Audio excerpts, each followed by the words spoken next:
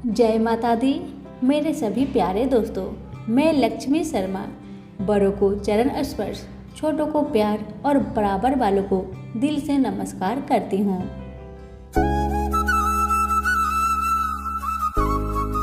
ओम नमः शिवाय। आज सोमवार के दिन जरूर सुने गौरी शंकर की पावन कथा। श्रद्धा पूर्वक सुनने मात्र से मिलेगी गौरी शंकर की विशेष कृपा। तो आइए सुनते हैं गौरी शंकर की यह कथा। ये तो सभी जानते हैं कि पार्वती शिव की केवल अर्धांगिनी ही नहीं अपितु शिष्या भी बनी थी। वो हर रोज अपनी जिज्ञासाओं को शांत करने के लिए शिव जी से अनेकों प्रश्न पूछा करती थी और उन पर चर्चा भी करती थी। एक दिन पार्वती ने शिव जी से कहा, महादेव कृपया बताइए कि प्रेम क्या है, प्रेम का रहस्य क्या है, क्या है इसका वास्तविक स्वरूप, क्या है इसका भविष्य। आप तो हमारे गुरु की भी भूमिका निभा रहे हैं। इस प्रेम ज्ञान से अवगत कराना भी तो आपका ही दायित्व है। पार्वती की प्रश्न सुन भगवान शिव कहने लगे, सती के रूप में जब तुम अपने प्राण त्याग कर मुझसे दूर चली गई तो मेरा जीवन, मेरा संसार, मेरा दायित्व सब कुछ निरर्थक और निराधार हो गया। मेरे नेत्रों से आंसुओं की धाराएं बहने लगी। अपने से दूर कर तुमने मुझे भी दूर कर दिया था। पार्वती यही तो प्रेम है। पार्वती तुम्हारे अभाव में मेरे अधूरेपन की अति से इस सृष्टि का अपूर्ण होना ही प्रेम है।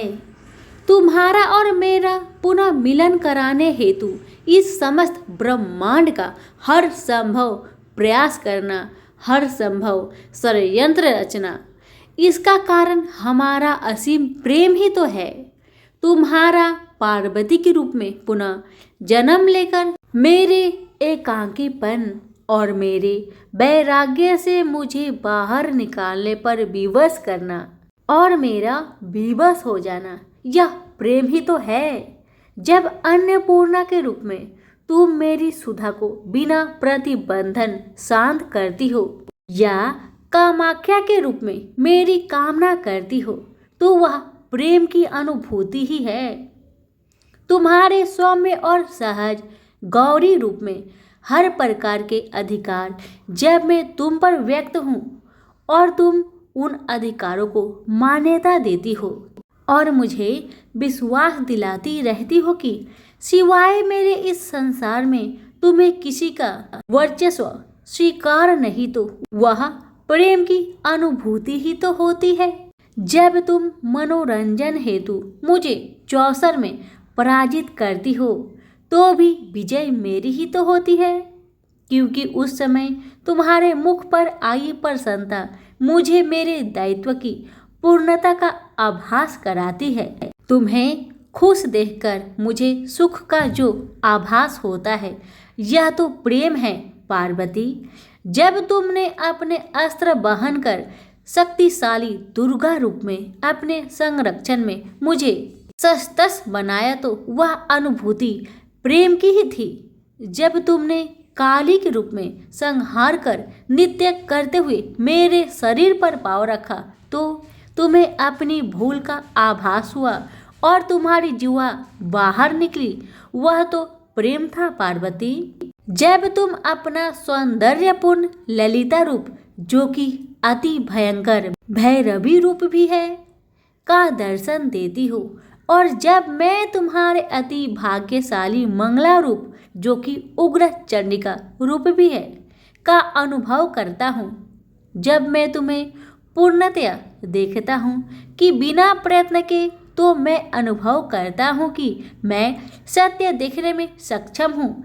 जब तुम मुझे अपने संपूर्ण रूपों के दर्शन देती हो और मुझे आभास कराती हो कि मैं तुम्हारा विश्वास पात्र हूँ, इस तरह तुम मेरे लिए एक दर्पण बन जाती हो, जिसमें झांक कर मैं स्वयं को देख पाता हूँ कि मैं कौन हूँ। तुम अपने दर्शन से साक्षात कराती हो और मैं आनंद विभोर हो नाच उठता हूँ और नटराज कहलाता हूँ। यही तो प्रेम है। जब तुम बारंबार स्वयं को मेरे प्रति समर्पित कर मुझे आभास कराती हो कि मैं तुम्हारे योग्य हूँ, जब तुमने मेरी वास्तविकता को प्रतिबिंबित कर मेरे दर्पण के रूप को धारण कर लिया, वही तो प्रेम था पार्वती। प्रेम के प्रति तुम्हारी उत्सुकता और जिज्ञासा अब शांत हुई कि नहीं? यहीं पर हमारी भगवान शिव द्वारा प्रेम का रहस्य पार्वती जी को बताना समाप्त हुआ। प्रेम से बोले उमापति शंकर की जय हो। पौराणिक कथाओं के अनुसार माता पार्वती ने भगवान शिव को अपने पति के रूप में पाने के लिए सैकड़ों वर्षों तक कठोर तप किया था। उनकी तपस्या को देखकर देवताओं ने शिव जी से देवी पार्वती की मनोकामना पूरी करने की प्रार्थना की थी। इसके बाद भोलेनाथ ने सप्त ऋषियों को पार्वती जी की परीक्षा लेने के लिए भेजा। इस परीक्षा के दौरान सप्त ऋषियों ने शिव जी के ढेरों अनुगणों को बताते हुए माता पार्वती से शिव जी से विवाह न करने का कहा, लेकिन पार्वती जी अपने निर्णय से टस से मस नहीं हुई। इस पर खुद भोलेनाथ ने माता पार्वती की परीक्षा लेने का निर्णय लिया। माता पार्वती के तप से प्रसन्न होकर शंकर जी उनके सामने प्रकट हुए और उन्हें वरदान देकर अंतर्ध्यान हो गए। कुछ क्षणों बाद ही एक मगरमच्छ ने एक लड़के को पकड़ लिया और लड़का मदद के लिए पुकारने लगा। बच्चे की आवाज सुनकर पार्वती जी नदी के किनारे पहुंची और उनका मन द्रवित हो गया। इस बीच लड़के ने माता पार्वती को देखकर कहा कि मेरी न माँ है न बाप न कोई मित्र ही है, माता आप ही मेरे रक्षा करे। इस पर पार्वती जी ने मगरमच्छ से कहा कि ग्रह इस लड़के को छोड़ दे। इस पर मगरमच्छ ने कहा कि दिन के छठे पहर जो भी मुझे मिलता है उसे आहार बनाना मेरा नियम है। पार्वती जी के विनती करने पर मगरमच्छ ने लड़के को छोड़ने के बदले में पार्वती जी के तप से प्राप्त वरदान का पुण्य फल मांग लिया। इस पर पार्वती जी तैयार हो गई। मगरमच्छ ने बालक को छोड़ दिया और तेजस्वी बन गया। अपने तप का फल दान करने के बाद पार्वती जी ने बालक को बचा लिया और एक बार फिर भोलेनाथ को प्रसन्न करने के लिए तप करने बैठ गई। इस पर भोलेनाथ दोबारा प्रकट हुए और पूछा कि तुम अब क्यों तप कर रही हो? मैंने तुम्हें पहले ही मन मांगा दान दे दिया है। इस पर पार्वती जी ने अपने तप का फल दान करने की बात कही। इस पर शिव जी प्रसन्न होकर बोले, मगरमच्छ और लड़के के दोनों स्वरूप में मैं ही था।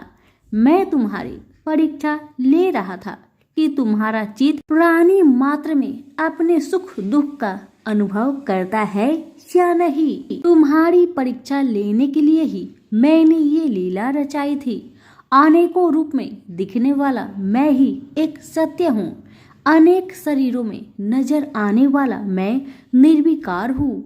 इस तरह पार्वती जी शिव जी की परीक्षा में उत्तीर्ण हुई और उनकी अर्धांगिनी बनी। तो सभी प्रेम से बोलिए उमापति शंकर की जय। पौराणिक कथाओं के अनुसार भगवान शिव बिना किसी वाहन के ही संपूर्ण संसार में वितरण करते थे। एक दिन जब वह जगत में विहार कर रहे थे तो यम ने उन्हें देखा। उनके मन में यह बात आई कि वह भोलेनाथ के वाहन बन जाए, लेकिन यह इतना सहज नहीं था। तो उन्होंने शिव को प्रसन्न करने के लिए कठिन तप किया। यम के तप से शिव शंभु प्रसन्न हुए और उन्होंने यम को बैल रूप में अपना वाहन बनाना स्वीकार किया। भोलेनाथ ने बैल रूप को इसलिए चुना क्योंकि बैल अत्यंत भोला होता है। उनके मन में किसी भी प्रकार का छल कपट नहीं होता। यही वजह है कि कि भोले बाबा ने वैल यानी कि नंदी को अपना वाहन नियुक्त किया। यही नहीं, शिव जी ने नंदी को अपना प्रधान सेनापति भी बनाया। कहा जाता है कि भगवान शिव की सेना नंदी बाबा के कहने पर ही चलती है। अभी प्रेम से बोले शिव शंकर की जय। पौराणिक कथाओं के अनुसार पुरातन काल में एक शिलाद नाम के एक ऋषि हुए जो कि पूर्ण रूप से प्रभु की पूजा में लीन रहने लगे थे। ऐसे में परिवार के लोगों को उनके वंश की चिंता हुई। यह परेशानी लेकर सभी उनके पास पहुंचे और गृहस्थ जीवन में वापस आने का निवेदन किया। हालांकि वह नहीं माने, लेकिन उन्होंने जन्म मृत्यु से परे संतान प्राप्ति के लिए देवराज इंद्र की पूजा की। इंद्र प्रसन्न हुए तो लेकिन ऐसी संतान का आशीर्वाद देने में असमर्थता जाहिर की। जब इंद्र देव से इच्छा मुताबिक संतान प्राप्ति का आशीर्वाद नहीं मिला तो शिलाद मुनि ने शिव की पूजा की। उनके कठोर तप से शिव अत्यंत प्रसन्न हुए और स्वयं उनकी संतान के रूप में जन्म लेने की बात कही। कथा मिलती है कि एक दिन शिलाद मुनि खेत जोत रहे थे, तब उसी भूमि पर उन्हें एक बालक मिला। वह उसे घर ले आए और उसका नाम नंदी रखा। भगवान भोलेनाथ ने मित्र और वरुण नाम के 2 मुनियों को नंदी के पास भेजा। उन्होंने नंदी को बताया कि वह अल्पायु है। यह सुनकर नंदी बाबा वन में चले गए और महादेव की पूजा अर्चना करने लगे। उनकी पूजा से भोलेनाथ प्रसन्न हुए और नंदी को मृत्यु भय से मुक्त अजर अमर होने का आशीर्वाद दिया। इसके अलावा गणों के अधिपति के रूप में भी नियुक्त किया। कथा मिलती है कि जब असुरों और देवताओं के बीच समुद्र मंथन चल रहा था और उसमें से विष निकला था तो उसे शिव ने धारण किया था, लेकिन विषपान के दौरान कुछ बूंदें जमीन पर गिर गई थी और उन्हें नंदी ने अपने जीभ से चाट लिया था। नंदी के इस भाव पर भोले अत्यंत प्रसन्न हुए। इसके बाद भगवान ने नंदी को अपने सबसे बड़े भक्त की उपाधि दी। साथ ही उन्होंने कहा कि जो शक्तियां उनकी है वह नंदी की भी है।